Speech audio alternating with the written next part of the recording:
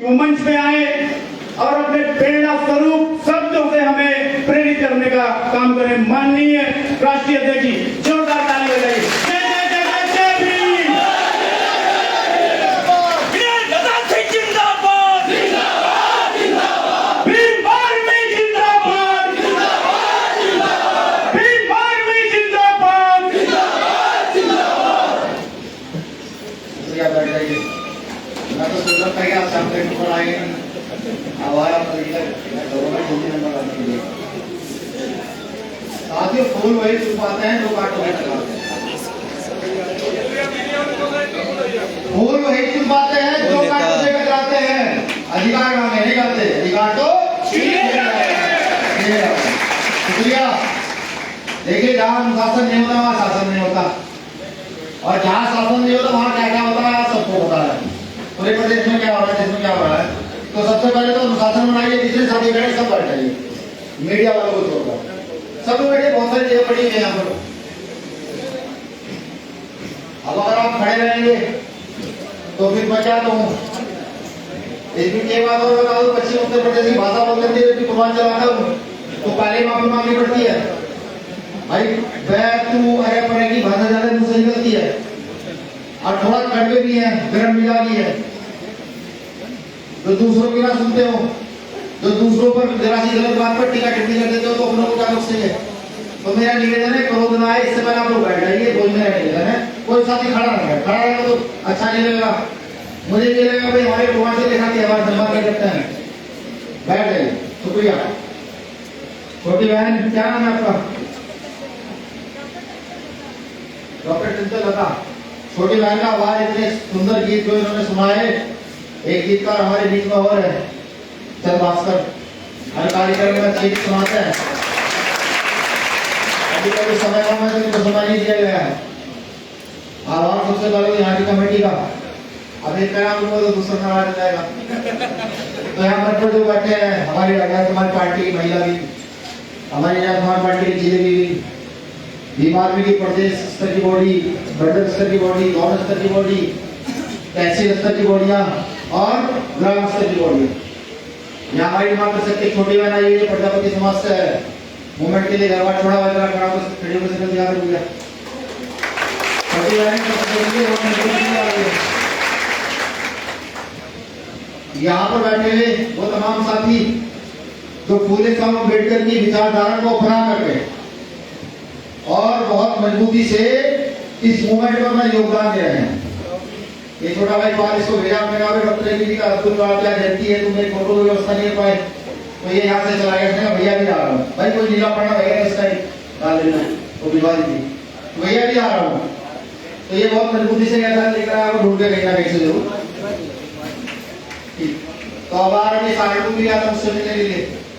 तो ये भी मूवमेंट है, मजबूत सिपाही है। मुझे पूरी उम्मीद है कि ओबीसी समाज को जगाने के लिए और भी तमाम साथी यहाँ के समाज से, यादव समाज से, तमाम समाज से मैं आयोजन करता हूँ सभी लोग पूरे समय अम्बेडकर की विचारधारा को अपना करके। और आज के मौजूदा समय में जहाँ लोग डर के घरों के अंदर घुसे हुए हैं, वहाँ गवर्नमेंट सेक्टर, प्राइवेट सेक्टर के लोग जो अपने व्यापार और नौकरी की परवाह किए बिना इस मूवमेंट को, आंदोलन को दिशा और दशा दे रहे हैं। जैसे बहुत सारे डॉक्टर्स के नाम आए, तो साथी हमसे नौकरी वाले मिल जाए। मैं उन सभी का भी आभार व्यक्त करता हूँ और ये वादा भी करता हूँ कि वो दिन दूर नहीं है जब इस दिल्ली की गद्दी पर आप किसी अपने अम्बेडकरवादी को बैठा होगा। वो दिन तो सर्वप्रथम एक लाइन में बहुजन समाज में जन्मे सभी महापुरुषों को नमन, और आज का विशेष नमन डॉक्टर एपीजे अब्दुल कलाम को। वो सिर्फ इसलिए नहीं कि उन्होंने भारत को मिसाइल दी है। जब आप उनको पढ़ते हैं, उनका जीवन चरित्र पढ़ते हैं, तो आपका ये भी महसूस होता है कि कितना संघर्ष करके और कितना समर्पण दिखा के इस देश को विश्व शक्ति बनाने का काम किया। मैं तो आज विशेष करता हूं। अब क्योंकि पूर्वांचल की जमीन पर हूं, जहां पूर्वांचल ने वीर अब्दुल हमीद जैसे लोग दिए हों, और ना जाने ऐसे कितने क्रांतिकारी सूरवीर और सूरवीरांगनाएं दी हों, तो ऐसी जमीन को भी मैं झुककर नमन करता हूं। और ये भी बात है कि जब तक पूर्वांचल आता हूं तो एक अपना अलग सा महसूस होता है मन के अंदर, एक अलग ऊर्जा जो है ना वो जनरेट होती है शरीर में। जैसे आप कभी ध्यान करते हो, ध्यान करने के बाद आपको खुद का ज्ञान होता हो, ऐसे पूर्वांचल में करने के बाद मुझे एक अजीब सा महसूस होता है। ये जौनपुर, गाजीपुर, आजमगढ़, ये तो मेरे गृह जनपदों में से आप समझिए मेरे गृह जनपद है। यहाँ में जब भी आता हूँ तो पूरी ऊर्जा के साथ। और सबसे बड़ी एक और क्वालिटी है पूर्वांचल के अंदर कि कभी किसी साथी को कोई आदेश दिया गया हो, आज तक कभी किसी कार्यकर्ता अपने आदेश का उल्लंघन नहीं किया, मेरे नामांकन से कहा जाता एक आदेश पर शुभकामनाएं भी देता हूं कि जिस प्रकार से दिल्ली के तालकटोरा स्टेडियम में भीम आर्मी के 7 वर्ष पूरे होने पर पूरे देश ने मिलकर के अधिवेशन, पहला अधिवेशन भीम आर्मी का किया, जो भव्य अधिवेशन रहा। हालांकि वो अधिवेशन जिद में हुआ था। मैंने एक सोशल मीडिया पर पोस्ट पढ़ ली, आरएसएस के लोग कहते भीम आर्मी को बैन कर दो, तो हमने ठाना भाई भीम आर्मी अधिवेशन कहां वहां करेंगे जहां तुम्हारा प्रधानमंत्री करता है, हमारा प्रधानमंत्री करता है। वहां अधिवेशन करते भव्य अधिवेशन हुआ। अब क्योंकि मीडिया तो नहीं है, छापा तो उन्होंने नहीं, हाँ वहां आरएसएस का कोई कार्यक्रम होता 100 लोग होते तो वो छप जाता, वो एक अलग बात है। कोई नहीं, सीख दे रहे हैं वो लोग, जिस दिन ताकतवर होंगे तो मीडिया भी बनाएंगे, मजबूत वाले मीडिया बनाएंगे। लोग खड़े हुए ना, इन्हीं के हाथ में देंगे नेशनल मीडिया की बात लो, चलाइए मैंने पूरे देश में। तो शुक्रिया, आभार हमारी गायक मंडली का, यहाँ आए तमाम साथी के, पूरे पूर्वांचल से आए हुए साथियों का, सभी मंडल से आए हुए साथियों का। और यूपी का ये पहला अधिवेशन है जो पूर्वांचल के जौनपुर मंडल में हो रहा है। ये एक गर्व की बात है मेरे लिए भी और हमारी टीम के लिए भी कि पूर्वांचल के लोगों ने फिर से एक नई शुरुआत की है। भीम आर्मी का अधिवेशन, प्रथम अधिवेशन दिल्ली में होने के बाद अब यहाँ पर दूसरे अधिवेशन कराने की मैं आप सबको। अब कुछ बातें हैं जो आपसे सीधी सीधी करनी है। मैंने पहले कहते भाई करके लोग हैं, बैतू की भाषा बोल देते हैं तो बुरा मत मानिएगा, भाई हूँ, किसी का बेटा हूँ, किसी का तो बुरा मत मानिएगा, लेकिन सच्चाई से रूबरू जरूर हो जाएगा। क्योंकि ताली बजाने से ना तो सत्ता आती, ना ही बलात्कार रेप हत्या जो नहीं ये भी सकते, ताली बजाने से नहीं रुक पाएंगे, रुक जाएंगे, नहीं रुकेंगे ना, किस चीज से रुकेंगे? ये जौनपुर वालों के विशेष है, जौनपुर की भीम आर्मी कमेटी और समाज पार्टी कमेटी के लिए विशेष है जो मैं कहने जा रहा हूँ। ये रुकेंगे सामूहिक ताकत से, ये रुकेंगे एकता और अखंडता से, जिसकी लड़ाई सदियों से हमारे महापुरुष लड़ते आए। अगर आपको ये लगता है कि अलग दिशा पर चल करके आप किसी मार्ग पर पहुंच जाएंगे, तो मुझे लगता है कि ये संभव कार्य नहीं है, बिल्कुल हो ही नहीं सकता। जब तक आप एक सामूहिक ताकत लेकर ना चले, आगे की ओर ना बढ़े, तब तक आप किसी मंजिल पर पहुंच नहीं पाएंगे। और जिस कारवां को बढ़ा रहे हैं ना, ये तो कारवां बढ़ा रहे हैं, ये मनु का कारवां नहीं है। मनु के कार्य में पता क्या है? इंडिविजुअल लीडरशिप, एक जाति, एक कौम के वर्चस्व, व्यक्तियों के वर्चस्व। और हम जो चला रहे हैं बाबा साहब अम्बेडकर का मूवमेंट चला रहे हैं, जहां संख्या के आधार पर, क्षमता के आधार पर, ताकत के आधार पर आप लोगों की शासन सकता। अब आप सोचिए कि आप अलग अलग दिशा में परवाह करके मनु के मूवमेंट को मजबूत करना चाहते हैं या एक मुट्ठी बंद करके अम्बेडकर मूवमेंट को भीम आर्मी के रूप में देश को मजबूत करना चाहते हैं। इसको काम करना है। अब ताली मत बजाइएगा, अब तो सिर्फ सुनिए। तो मुझे ये लगता है कि आज, क्योंकि 4 साल पहले आज के दिन भीम आर्मी के जिला अध्यक्ष को बनाया गया होगा, इसलिए बता रहे हैं जौनपुर के साथी कि ये हमारे 4 साल पूरे होने के उपलक्ष्य में अधिवेशन हम करवा रहे हैं। आभार। लेकिन सवाल ये उठता है कि इन 4 सालों में आप लोगों ने सीखा क्या? जैसे अभी वो साथी जब एसपी मानव साहब खड़े हुए, एसपी मानव जिंदाबाद, एसपी मानव जिंदाबाद लगाए, खूब लगाए, अच्छा लगा। आपके जिंदाबाद कहने से एसपी मानव जिंदाबाद हो ही नहीं सकता, समझ रहे? आप सारे इसको जिंदाबाद कहें या डॉक्टर पीके सागर साहब को जिंदाबाद कहें, जब तक एसपी मानव की कार्यशैली अम्बेडकरवादी नहीं हो जाती, जब तक एसपी मानव जिंदाबाद हो ही नहीं सकता। और अगर कोई व्यक्ति जिंदाबाद सुनने के बाद अपने आप को गौरवान्वित महसूस करे, इंक्लूड मी, अगर मैं भी खुद को जिंदाबाद सुनने के बाद गौरवान्वित महसूस करूं, तो मुझसे बड़ा अम्बेडकरवाद को धोखा देने वाला कोई व्यक्ति नहीं हो सकता। हालांकि मेरे साथियों ने, हमारे प्रदेश संयोजक, हमारे पूर्वांचल के संयोजक, हमारे मंडल के संयोजक, हमारे पार्टी के जिला अध्यक्ष, सबने मेरा गुणगान किया है, भाई साहब का भी गुणगान किया। अच्छा लगता है, बिल्कुल अच्छा लगता है, लेकिन सोचना यह है क्या हम उस गुणगान के काबिल हो चुके हैं? जब बाबा साहब अम्बेडकर के संघर्ष को पढ़ा जाता है तो आंखों से आंसू नहीं रुकते। जब पता लगता है कि गोलमेज सम्मेलन के जाते समय उनके घर में क्या हुआ था, जब पता लगता है कि एक चाय की दुकान से एक रास्ते से होकर जा रहे थे, उतरकर पानी मांगा तो चाय की दुकान वाले ने पानी नहीं दिया। एक व्यक्ति 12 साल लगातार एक घड़ा लिए इंतजार करता रहा महाराष्ट्र में। पता लगता तो दर्द होता है। ये दर्द महसूस करना शुरू करो। मैंने दिल्ली में भी कहा था कि आज ये तो स्कूलों में हमें पानी का घड़ा छोड़ने पर मारा जाता, जो स्कूलों में है सिर्फ जाति के नाम पर हम पर झाड़ू मरवाई जाती है, जो आज हमारी बेटियों को बलात्कार करके छोड़ दिए जाते हैं, ये जानते हैं किनके साथ होता है? ये क्या किसी ताकतवर कौम के साथ कभी होता है? मुझे बताइए, जो समझ जाती है, यहाँ के देश में निवास करती है, जो आज बीमारी को बैन करने की बात करती हैं, क्या ये उनके साथ होता है? नहीं, ये उनके साथ होता है जो खुद को कमजोर बनाकर रखते हैं। कमजोर बनाकर कौन रखता है? जो लोग संगठित नहीं होते वो खुद को कमजोर बनाकर रखते हैं। ये बात मेरी लिख लीजिए आप। जिस समाज को बाबू जगदेव प्रसाद कुशवाहा ने 90% बताया और चीख कर कहा था उस समय सरकार के सामने खड़े होकर के कि 100 में 90 शोषित है, शोषित उन्हें ललकारा है। इस देश की जमीन में 90 भाग हमारा, उस समय कहा था हमसे 50 साल पहले कह दिया। लेकिन हम उनकी बातों को इग्नोर करने वाले लोग हैं। हम नहीं समझे कि उन्होंने ये कहा क्यों। हम बंटते रहे। समझिए, ये जो बंटने की नीति आज लागू है, इसको छोड़ने का प्रयास कीजिए। असली आंदोलन, असली मूवमेंट समझिए। हो सकता है कल मैं इस मूवमेंट से गद्दारी कर जाऊं तो तुम्हें इस मूवमेंट के साथ फिर भी चलते रहना है, ऐसा मन बनाइए तो इस देश की दिशा को बदल सकती है। निरंतर हम भेड़ों की तरह दूसरों के पीछे चलते रहे। जिसने जैसा कह दिया हमने मान लिया, हम चलते रहे। हमने कभी ये याद नहीं किया कि बाबा साहब ने हमें शिक्षा का अधिकार इस देश में दिया, हमें पढ़ने का अधिकार दिया है। वो इसीलिए दिया है कि हम सही गलत का परीक्षण करके और सही दिशा को चुन सके और सही दिशा की ओर चल सके। सामान्य काशीराम साहब ने 15 पिताश्री का नारा दिया था, 15 छोड़ पिताश्री जोड़। हम उसको भी भूले।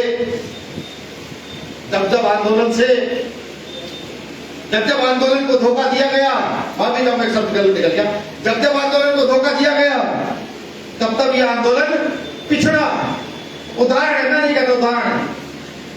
बाबा साहब अम्बेडकर 56 में चले जाते हैं। 56 से 72 के बीच का समय देखिए। 72 में दलित पंथ का निर्माण हुआ था महाराष्ट्र में। 56 से 72 के बीच का समय जब आप पढ़ेंगे महाराष्ट्र का तो आप देखेंगे कि आपके घरों में, आपके बस्तियों में जो कुएं बनाए गए थे, उन कुओं में भी मनुवादियों ने मलमूत्र घेरा था कि तुम पानी ना पी सको। ये 56 से 72 के बीच का समय है। ये ताली बजाने की बात नहीं भाई। ये हुआ क्यों? ये किस लिए हुआ? ये भी समझना पड़ेगा कि बाबा साहब अम्बेडकर महात्मा ज्योतिबा फुले को गुरु मानकर पेरियार साहब की नीति पर बढ़ चले और इस देश की व्यवस्था को एक आयाम दिया। सन 1950 में संविधान के रूप में एक ताकत दी और महात्मा ज्योतिबा फुले, छत्रपति साहू जी महाराज, पेरियार, ये जितने महापुरुष हुए, बुद्ध से लेकर रैदास से लेकर सब महापुरुषों को कलमबद्ध किया संविधान में। संविधान में जब आप पढ़ते हैं ना तो वहां मिलता है आपको कि चाहूं ऐसा राज में मिले सबन कुआन, छोट बड़े सब संग बसे रैदास रहे प्रसन्न। संविधान समानता देता है ना, संविधान में समानता है ना। तो गुरु रैदास भी तो समानता ही कह रहे हैं। वो क्या कह रहे हैं? तथागत बुद्ध क्या कह रहे हैं? तथागत बुद्ध भी तो समानता ही कह रहे हैं। ये बाबा साहब अम्बेडकर ने कलमबद्ध किया कॉन्स्टिट्यूशन के अंदर। महात्मा ज्योतिबा फुले ने शिक्षा का अधिकार दिया। सबसे पहले सूत्रों के लिए वो निकल पड़े, उनकी पत्नी निकल पड़ी शिक्षा के लिए। छत्रपति साहू जी महाराज ने 1920 में अनुसूचित जाति का पहला चेयरमैन बनाया अपने जिले में, आरक्षण को स्थापित करने के लिए स्थापित किया। बाबा साहब अम्बेडकर ने कलमबंद किया। समझिए और सोचिए कि क्या सिर्फ किसी के पीछे चलने से हम लोगों का भला हो सकता है या सही मूवमेंट जानने से भला हो सकता है? किसी के पीछे चलने से भला नहीं होगा, सही मूवमेंट जानने से भला होगा। साहब का सिराज साहब को जब पढ़ेंगे तो पता लगेगा कि साहब का सिराज पुणे में डीआरडीओ की नौकरी किया करते थे। जब उनको एक रात को एक धीराभाई वाल्मीकि साहब ने किताब दी ना, एनिलेशन ऑफ कास्ट, वो पढ़ी रात को उन्होंने ना जाने कितनी बार, और अगले दिन ही पढ़ लिया नहीं अब नहीं। 5-6 साल लगातार महाराष्ट्र के लोगों को समझाया, कहा कि हम इस देश के शासक बन सकते हैं, बाबा साहब अम्बेडकर क्या कर गए हैं, आओ प्रयास करें। लेकिन तथाकथित उस समय के लोग, कुछ लोगों ने, सभी ने नहीं, कुछ लोगों ने ये नहीं माना। साहब यहाँ आए, 78 में निर्माण किया बामसेब का, पार्टी का निर्माण किया, DS4 का निर्माण किया, चल पड़े। उत्तर प्रदेश जैसे सूबे में सरकार बना दी और नागपुर जाकर कहते हैं कि जो लोग ये समझते थे कि मैं फूले साहू अम्बेडकर की विचारधारा पर इस देश में कुछ नहीं हो सकता, मैं काशीराम, उसने फूले साहू अम्बेडकर की विचारधारा पर उत्तर प्रदेश जैसे बड़े सूबे में अपनी सरकार बनाने का काम किया। इसको समझिए, ये पॉइंट एक बड़ा पॉइंट है। सर्वजन हिताय सर्वजन सुखाय से हमारा भला नहीं हो सकता। मुझे भी एक साथी ने पूछा था, पत्रकार साथी है, मजाक कर रहे थे आपस में बैठे, उसने कहा भैया एक सवाल करो, मैंने कहा पूछो, कि यार तुम जातिवाद का ठप्पा तुम पर बहुत बड़ा लग चुका है, भीम आर्मी के लोगों पर जातिवाद का ठप्पा लग चुका है।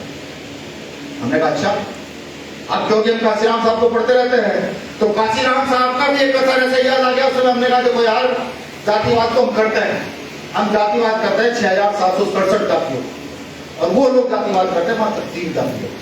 अब ये तय समाज को करना है कि जातिवादी कौन है, वो है या हम 6767 जातियों के विषय में सोचते हैं और वो मात्र 3 जातियों के विषय में सोचते हैं। हम यहाँ पर 6767 जातियों को मजबूत करना चाहते हैं और वो सिर्फ 3 जातियों को। तो भाई अगर ये जातिवाद है तो जब तक मुझ जैसा व्यक्ति जिंदा है, ये व्यक्ति उस समय के अपने जीवन के आखिरी पल तक इस जातिवाद को मजबूत करेगा, 6767 जातियों को मजबूत करने का काम। ये मैंने उसको जवाब दिया और ये हकीकत भी है, ये हकीकत भी है।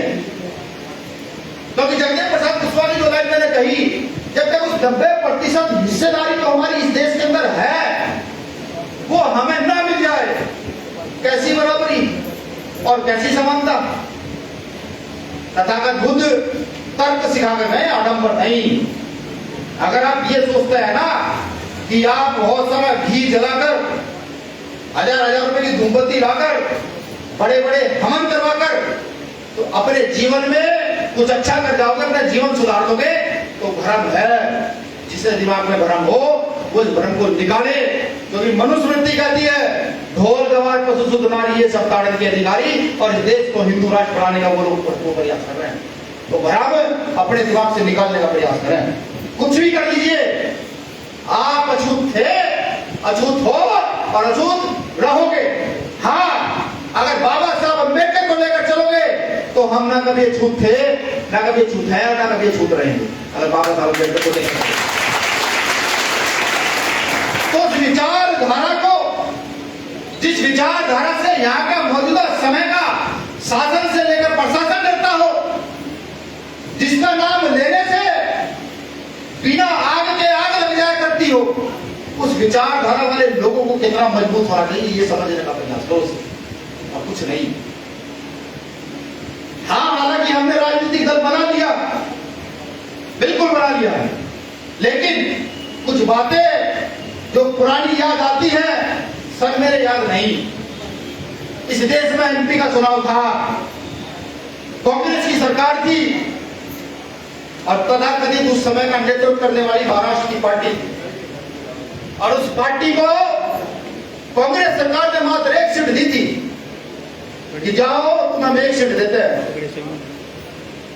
काशीराम साहब बहुत तड़पे थे, बहुत परेशान हुए थे कि इस देश की सबसे बड़ी आबादी के लोगों को सिर्फ अगर एक सीट की उनकी हैसियत है तो जिंदा रहने का कोई सवाल नहीं है।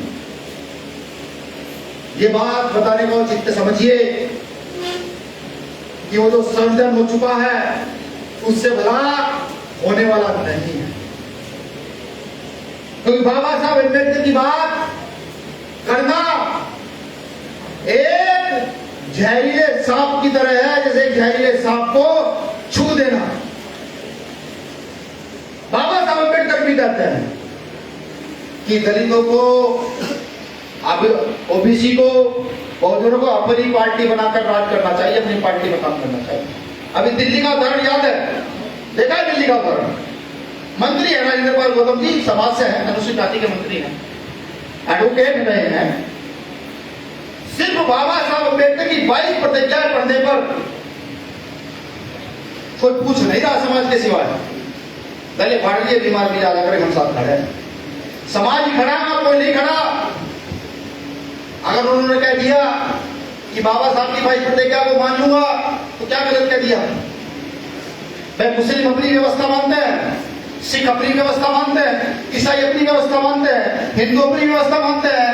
तो जो लोग बौद्ध व्यवस्था को मानना चाहते हैं उन्हें मानने में परेशानी क्या है?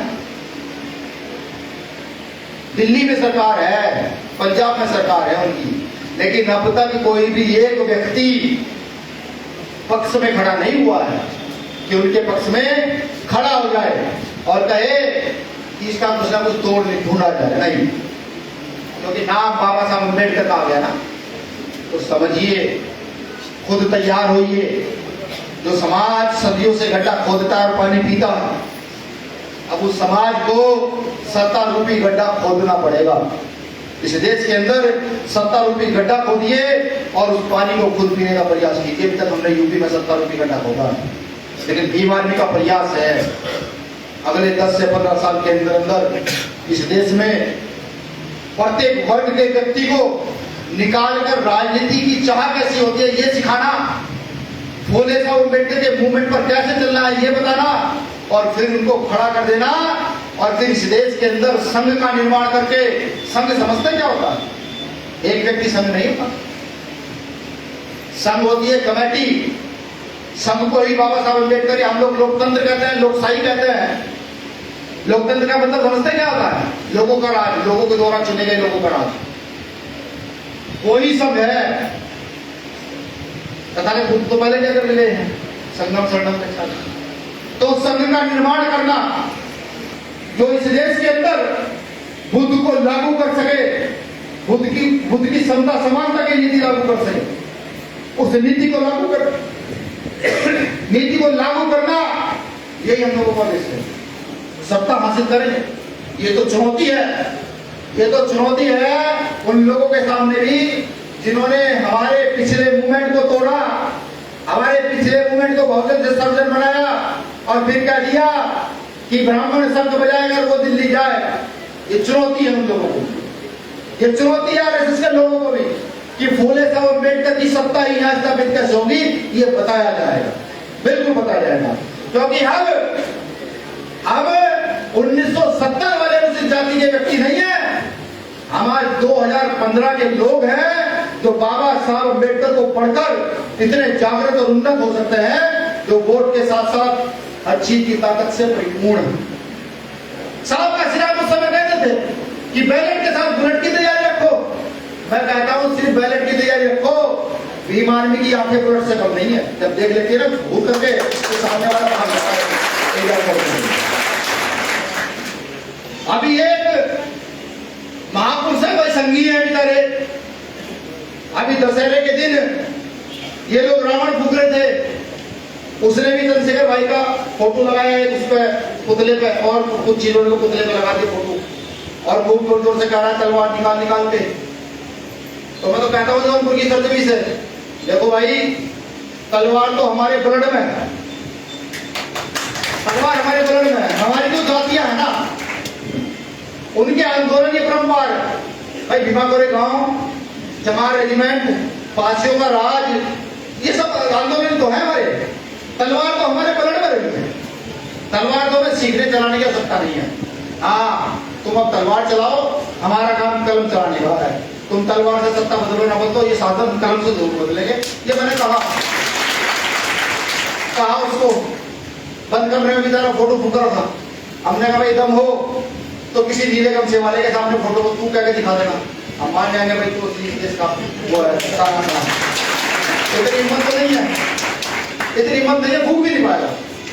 ठीक, तो ये लड़ाई आज हम जब भी तो चाहते हैं कि ये लड़ाई कलम से किसी भी तरीके से मजबूत हो, और ये लड़ाई कलम से मजबूत तभी होगी जब आप फूले साहब अम्बेडकर को पढ़ेंगे, साहब मान्यवर काशीराम साहब की नीति को जानेंगे कि उनकी नीति क्या। त्याग और समर्पण इस आंदोलन में करना जरूरी है। जो पुराने बाबू सराय में पूछता हूं आपसे, बाबा साहब अम्बेडकर जब तक जिंदा रहे उनकी फोटो बिका करती थी क्या? फुले साहब की फोटो बिका करती थी क्या? फातिमा सेठ की फोटो बिका करती थी? सावित्रीबाई फुले की फोटो बिका करती थी? आज लिखी है, आज ये देखिए आपके बैनरों पे मिलती है फोटो। इसलिए ये बड़ों ने कहा, मैंने नहीं कहा, कि जो लोग नहीं दिखते उनके फोटो दिखते हैं, समझ रहे? अगर आप सैद्धांतिक हो जाए और मुट्ठी बंद कर लें और समाज को कहें कि अब असली 85 को जोड़ना ही जोड़ना है, असली 85 को खड़ा करना ही करना है, समझिए क्या होगा। जानते हैं, जानते हैं ये जिस पंचशील का विरोध कर रहा है ना उस दिल्ली की गद्दी को पंचशील लहराएगा अगर आप उस 85 नहीं करते, और ये करना पड़ेगा। मैंने पहले कहा कड़वी बात है, मुझे एक बात बताइए, जो पिता की संपत्ति को बढ़ाए उसको क्या कहते हैं? भाई पिता की ख्याति को बढ़ाए, पिता की संपत्ति को बढ़ाए, पिता के नाम को बढ़ाए, पूत कहता है ना, पूत। और जो घटाए आपको क्या बनना है? नहीं, ये तो बात बस मुझे बोल के बतानी चाहिए। पूत बनना है ना, सपूत पूत एक ही बात है, कपूत तो नहीं बनना, नहीं बनना ना, बिल्कुल सही। भगत सिंह याद है कितने साल की उम्र में फांसी चढ़े थे? थोड़ा सा पीछे बस, थोड़ा सा 23 साल। 16 साल की उम्र में तो खुदीराम बोस चढ़े थे, 23 साल की उम्र में फांसी चढ़े थे, समझ रहे हैं? आंदोलन को चलाने के लिए, सिर्फ अपने लिए नहीं। सोचिए हम में से कितने लोग हैं, कितने यंग बुलट हैं यहाँ पर। अगर एक बार मन बिठा लिया फिर क्या होगा? अगर जबलपुर के 100 लोगों ने मन बना लिया कि नहीं फुले साहब अम्बेडकर की विचारधारा जबलपुर के हजारपुर पूर्वांचल में स्थापित करनी है, तो क्या एक साल में काम नहीं हो पाएगा? एक साल में स्थापित हो जाएगी, नहीं हो जाएगी विचारधारा? आज संघ के अंदर जो लोग हैं वो किसके लोग हैं? हमारे तो लोग उनको चला रहे हैं। जब आप फुले साहब अम्बेडकर जाकर पढ़ाओगे, बताओगे, जब आप रैदास संत कबीर गुरु नानक पढ़ाओगे, जब आप खुद पेरियार दलाई पढ़ाओगे, जब आप संत गाड़ के पढ़ाओगे, तुकाराम पढ़ाओगे, तो क्या वो लोग अपने घर वापस नहीं आएंगे? बिल्कुल आएंगे। मन मजबूत कीजिए, बिल्कुल कीजिए। इस अधिवेशन से कुछ ना कुछ घर लेकर जाइए, प्रयास कीजिए कि लगातार सब लोगों को जोड़ा जाए। और अगर कुछ भी ना कर पाओ, क्योंकि बाबा साहब ने एक लाइन और कही थी कि मेरे समाज के लोगों, इस कारवा को मैं यहाँ तक बहुत मुश्किल से लाया हूं, अगर इस कारवा को आप आगे ना बढ़ा सको तो पीछे भी मत जाने देना। याद है कहा था बाबा साहब अम्बेडकर ने। तो बीमारी में ये लोग कहते हैं कि अगर आप काम ना कर पाओ, पारिवारिक उद्धरण में लग जाए या दूसरे राजनीतिक कारणों से काम ना कर पाओ, तो एक काम जरूर कर देना कि भीम आर्मी के लिए एक बच्चा पैदा जरूर कर जाना जो आने वाले समय में भीम आर्मी को सपोर्ट कर सके। बस इतना काम कर जाना, इतना काम कर जाना। अगर कुछ भी ना हो तो देखिएगा ये भीम आर्मी को कोई दबा नहीं पाएगा, अब तक नहीं दबा पाया। जेल भेजे, लाठी डंडे चलाए, सब करिए। यहाँ तक कि मैंने तो ये सुना है हमारे डॉक्टर ए के गौतम साहब के मिसिज को 24 से ज्यादा घंटे थाने में बिठा कर रखा यहाँ के प्रशासन, कुछ नहीं कर पा रहा। तो इस ताकत का वजूद समझिए, भीम आर्मी का वजूद समझिए। ताकत शासन में है। जब शासन में आपके लोग होंगे तो वो आपको नौकरियां दे सकते हैं, जमीनें दे सकते हैं, आपका भला कर सकते हैं, अपनी सामाजिक, आर्थिक और धार्मिक क्रांति मजबूत कर सकते हैं। अगर शासन में नहीं होंगे तो जेल, डंडे, गोली, मुकदमे ये मिलेंगे। आंदोलन तो फिर भी चलेगा, आंदोलन नहीं रुकेगा। तो अपने आप को मजबूत करने का प्रयास कीजिए और मन बनाइए, ठान लीजिए। जो लोग मजबूत होते हैं, इरादा कर लेते हैं, वही जीतते हैं, कमजोर लोग नहीं जीतते। तो मन बना लीजिए कि अब घर घर में जाकर के एक भीम आर्मी का कार्यकर्ता पैदा करना है, घर घर में जाकर के अंबेडकर वाली व्यक्ति खड़ा करना है, और फिर देखिए इस प्रदेश और देश की व्यवस्था कैसे बदलेगी। जो आज आरक्षण पर कुटारा घात करते हैं इसी के कमरे में बैठकर, जो कहते हैं कि यहाँ का अनुसूचित जाति का व्यक्ति, यहाँ का ओबीसी का व्यक्ति, यहाँ माइनॉरिटी के लोग आरक्षण का आनंद ले रहे हैं, जो कहते हैं कि हम इसको बदलेंगे, बदल भी रहे हैं प्राइवेट कर करके इस देश को। हालांकि हमारे नेता नहीं बोलते, जो एमपी एमएलए है वो चुपचाप राजनीति के चक्कर में मौन है, बदल भी रहे हैं देश को प्राइवेट कर करके। जब आपकी शासन सत्ता होगी ना, फिर आप उनको जवाब देंगे। आप कहेंगे नहीं, यहाँ का हर कायदा कानून, यहाँ की हर व्यवस्था यहाँ के अनुसूचित जाति के लोगों से होकर जाएगी, यहाँ के मुसलमानों से होकर जाएगी, यहाँ की महिलाओं से होकर जाएगी। अगर उनके हित में वो व्यवस्था होगी तो लागू होगी, वरना देश में लागू नहीं होगी। आर्टिकल 21 ये कहता है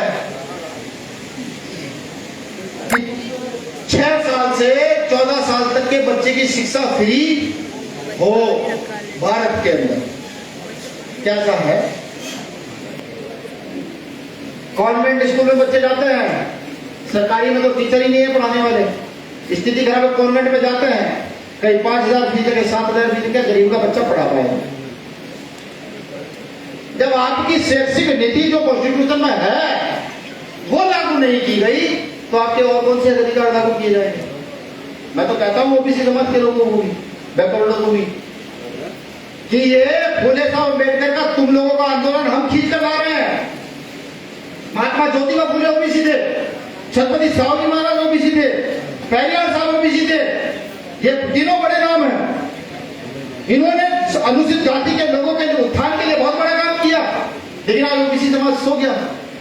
हम इकट्ठा होकर लड़े तो हमने मंडल कमीशन लागू कराया, मंडल कमीशन लिया, लेकिन वो भी पूरा लागू नहीं हो पाया। आओ लड़ते हैं दोबारा, मंडल कमीशन फिर लागू कराते हैं, लड़ते हैं दोबारा, प्रमोशन में आरक्षण लागू कराते हैं।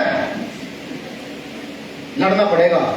जो ओबीसी समाज के साथी हूं, और जब उनसे कोई बीजेपी वाला आकर पूछे तो हाथ जोड़ के नम्र निवेदन कर दीजिएगा, साहब मंडल कमीशन लागू करा दो, हम पूरा तन मन धन के साथ आपके साथ हो जाएंगे। लेकिन अगर वो मना कर दे कि नहीं मंडल कमीशन लागू नहीं होगा, तो वो जो 8 नंबर का, 9 नंबर का, 10 नंबर का जूता आप लोग पहनते हो ना, एक बार उठा कर ये जरूर दिखा दीजिएगा। मंडल कमीशन लागू अगर नहीं करोगे तो ये रहेगा, ये दिखा दीजिएगा एक बार, अकल लग जाएगी। और दोबारा जिसके लोग कहते हैं भीम आर्मी को बैन करेंगे, तो भाई मेरा उनसे निवेदन है कि कुत्ता बिल्ली पाल लीजिए, कोई फर्क नहीं पड़ता, लेकिन दिमाग में भ्रम मत पालिएगा, क्योंकि ये बाबा साहब अम्बेडकर की विचारधारा पर चलने वाला संगठन है, और उसका कार्यकर्ता हर शोषित वंचित के घर में रहता है, जो मजदूरी करता है उसके घर में इसका कार्यकर्ता है। अगर तुम्हारे अंदर दम है आरएसएस को बैन करने का, तो भीम आर्मी को बैन करने की बात कीजिएगा, और अगर दम नहीं आरएसएस को बंद करने का, बैन करने का, तो मत कीजिए, क्योंकि आरएसएस के लोग तलवार सिखाते हैं और भीम आर्मी के लोग कलम सिखाते हैं, दोनों में बड़ा फर्क है। और ये लड़ाई खत्म नहीं होगी। ये भीम आर्मी नाम का पेड़ इतना गहरा हम लोगों ने कर दिया है सबने मिलकर के, कि शायद हो सकता है कि अगले आने वाली 20-30 नस्लों तक ये पेड़ लगा रहे हैं, मजबूती से लगा रहे हैं, इसको नहीं उखाड़ पाएंगे। वो भयभीत है आज, वो डरते हैं कि 7 साल के अंदर प्रदेश के साथ साथ पूरे देश के अंदर भीम आर्मी को इतनी मजबूती से इन लोगों ने कैसे खड़ा कर दिया, जो आज आरएसएस की टक्कर दे रही है। वो तोड़ना चाहते हैं, लेकिन उन्हें नहीं पता कि बाबा साहब अम्बेडकर बाबा थे, तो हम जैसे लोग उनके बाप है, तोड़ नहीं पाए। तो मैं कहता हूं उनको भी कि तुम अपनी विचारधारा ले आओ, हम अपनी विचारधारा ले आते हैं, जिसकी विचारधारा मजबूत होगी उसी में समाहित हो जाओ। जैसे मैंने दिल्ली में कहा, जब मुझे पत्रकार ने पूछा कि भाई वो आरएसएस के लोग बौद्ध धम्म दीक्षा का विरोध कर रहे हैं, हमने भाई वो भी आकर के ले लेंगे, उनको कोई बनते ना मिले तो मुझे बता देंगे, मैं भी कुछ जानता हूँ, कुछ नेट से निकाल के उनको धम्म दीक्षा दे दूंगा। आरएसएस के लोगों को मैंने ऑफर कर दिया, आओ धम्म दीक्षा ले लो, तथागत बुद्ध की शरण में चले जाओ, समता समानता का एहसास होगा। हाँ, ये तो समझ लो, ना तो हिंदू है, ना हिंदू थे, और ना आने वाले समय में हिंदू होंगे, किसी कीमत पर नहीं होंगे भाई, क्योंकि असमानता का जीवन नहीं है पसंद। तुम हमसे सेवा कराना चाहते हो, मेरे बाप ने मुझे सेवा करना सिखाया नहीं, मेरे बाप ने मुझे सामाजिक सेवा सिखाया, हाथ पैर भींचने वाली सेवा करना नहीं सिखाया। तो मेरे बाबा साहब अम्बेडकर ने मुझे सिखाया ही नहीं। उन्होंने तो मुझे ये कहा कि पढ़ लिख कर खड़ा हो जा, नौकरी चाहती है तो नौकरी पर लग जा, बिजनेस करना बिजनेस पर लग जा, नहीं तो इस देश की राजनीति में हस्तक्षेप कर और इस देश की व्यवस्था को बदलने का काम। मेरे बाबा साहब अम्बेडकर ने मुझे सिखाया। यही मैं आपसे कहता हूं, हमारा काम सेवा करना नहीं है, क्योंकि बहुसंख्यक को कभी सेवा करते देखा है? बहुसंख्यक हमेशा राज करता है। बहुसंख्यक का मतलब है बहुत सारे लोग, और अल्पसंख्यक सेवा करते हैं जो कम लोग होते हैं। हम इस देश में बहुसंख्यक हैं, हमारा काम सेवा करना नहीं, हमारा काम इस देश में राज स्थापित करना है, वो हम करेंगे। इस बीच मैं एक बात और भी कह दूं, क्योंकि जैसे भीम आर्मी के अग्रेसिव भाषण होते हैं, शायद लोग निगेटिव में ले जाते हैं। राज कैसा स्थापित करना है? राज मनुस्मृति वाला स्थापित नहीं करना कि आदमी का शोषण, कल हमारा राज हम भी आदमी का शोषण करें, नहीं। राज बुद्ध का स्थापित करना है, जहां मानव और मानव एक ही समान हो, अलग ना हो, कि मनुष्य एक हो, वो किस जात किस धर्म की संप्रदाय का इससे मतलब ना हो, कि अगर वो इंसान है तो इंसान ही हो, ऐसा राज स्थापित करना है। तो मुझे पूरी उम्मीद है कि यहाँ पर जितने लोग आए हुए हैं, जितने बुद्धिजीवी साथी आए हैं, जितने स्टूडेंट आए हैं, जो गांव से लोग आए हैं, वो हर रोज भीम आर्मी भारत एक तो मिशन को मजबूत करने का काम करेंगे। वो हर रोज फुले साहब अम्बेडकर की विचारधारा को मजबूत करने का काम करेंगे।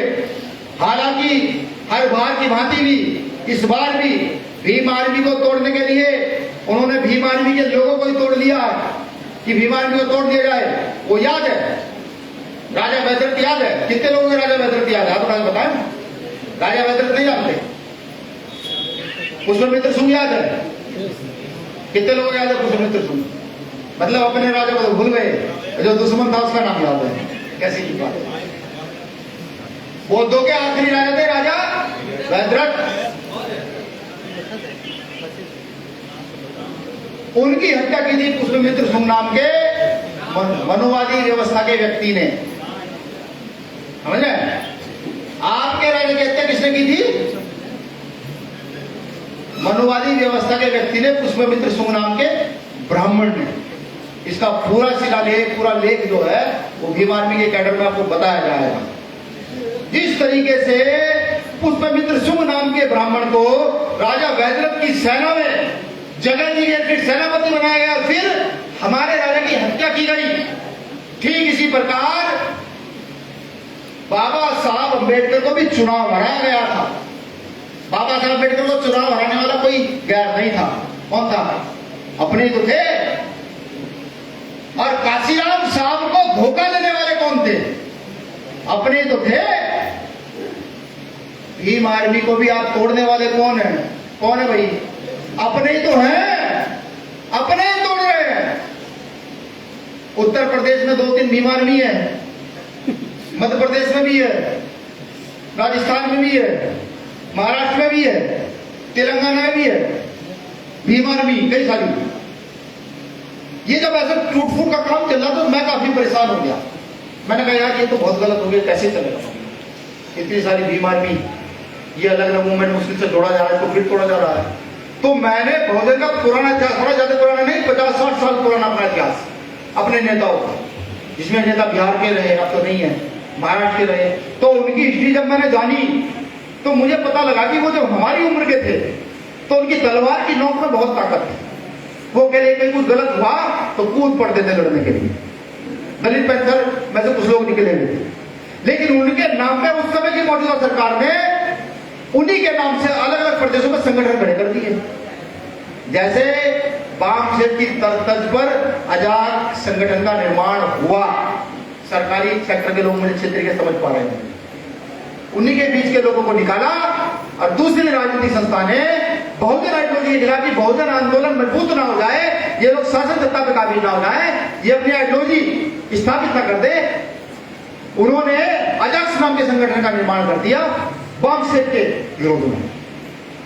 ठीक इसी प्रकार आज भीम आर्मी के विरोध में भीम आर्मी के ही लोगों को तोड़कर नई नई भीम आर्मियों का निर्माण कराया जा रहा है।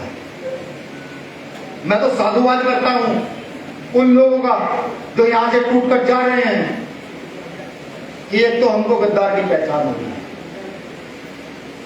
मैं उनको निवेदन भी करता हूं कि अगर आप तो टूट कर भी चले गए हैं और भीम आर्मी के नाम से काम कर रहे हैं तो कम से कम फूले साहब अम्बेडकर की विचारधारा को जिंदा रखने का काम जरूर करो।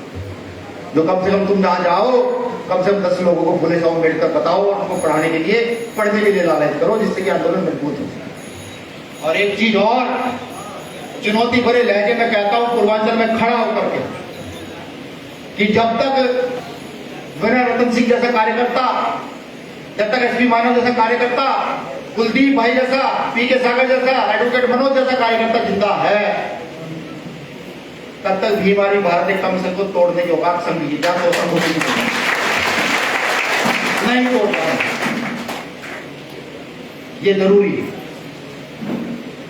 आप सबका शुक्रिया, आभार। आप लोगों ने सुना। चंद लाइनों से अपनी बात खत्म कर दूंगा। बस एक बात हाथ उठाकर समर्थन जरूर चाहूंगा। ये ऐसे कितने नहीं, ऐसे नहीं यार, ये क्या बात हुई? ये समाज तभी तो सीधा बोला है। किसी ने कह दिया मेरे में ये हाँ भाई सूरज निकल गया, तुम्हारे लोगों ने आंख बंद कर ली, सोचा भाई सूरज निकला हुआ चल रहे थे, ऐसा नहीं। हाथ उठा के समर्थन इस चीज का चाहूंगा कि कितने लोग ऐसे हैं जो भीम आर्मी के तहत फूले साहब अम्बेडकर की विचारधारा को स्थापित करने के लिए घर घर जाकर के इस व्यवस्था को स्थापित करने का